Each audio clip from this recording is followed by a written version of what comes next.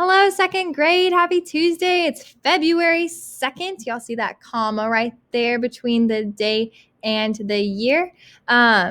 Just a review from yesterday because that's what we did yesterday. It's Tuesday. It's time for writing. Let's get started. Today we are learning about what students will identify the elements of a narrative text. Remember that word narrative? Let's be thinking and trying to remember what that word means because we're about to talk about it. We will do this by one, watching teacher video over elements of narrative text. Then two, we will watch a teacher video reading How I Became a Pirate by Melinda Long and David Shannon. Then we will watch a review video. After that, we will answer a story element question and draw and describe our own pirate characters. So a lot of fun stuff today. And we do this because we must be able to identify the elements of a narrative in the model text to recreate them in our own writing later this week. So our vocabulary, narrative, remember we talked about this last week with poetry. It is writing that tells a story. So we've looked at poems that tell a story.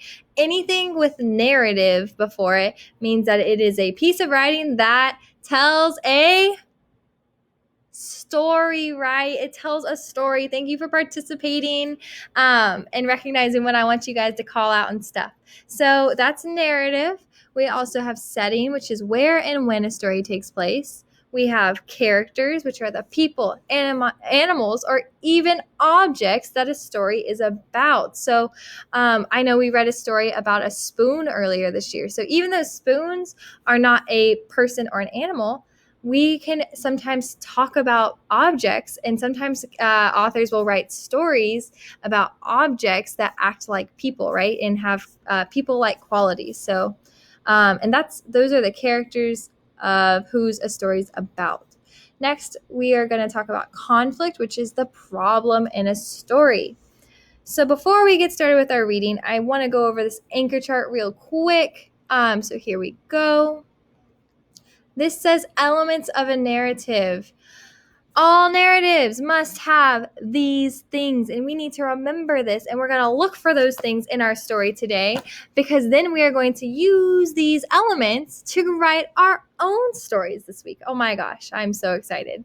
So the first thing that a narrative must have is a beginning. We always have to start at the beginning, right? In our stories, because we want it to make sense and we want it to go in order of how the events happened, right? So at the beginning, that's where we meet our characters and the world that our story is taking place in. So it does not have to be a real life story, but it can be. But we meet the characters, the people and animals, and we find out the setting, which is the time and the place that the story is taking place. Then, after the beginning, what comes next, everyone? The middle. Oh my goodness, y'all are so smart. Look at that. It's middle. The characters face a problem in the middle of the story. You don't have a story. All good stories, I'm telling you guys, must have a problem for the main character to solve. Okay, that is so important. A main character must have a problem or a conflict. Okay, those are the same meaning but different words. So they have to fix something. They have to have a problem that they overcome. Then after the beginning and the middle, what comes next, everyone? The end of the story. And that is where the characters solve the problem. So here in this anchor chart example, we have a boy and a girl at a house during the daytime. We can tell because it's the sun's up.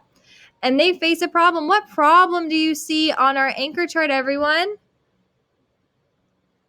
They have a bike and the tire, sad face, the tire is flat. So that is a problem. So they might have to go through lots of steps in the middle of the story to fix that problem, right? It's not just going to magically change, right? They have to do something about it. So then the characters solve the problem at the end. How did our characters, boy and girl, solve their bike problem in this anchor chart? What do y'all see? they went and had to find tools, right, to fix their flat tire. So that is just a little mini example.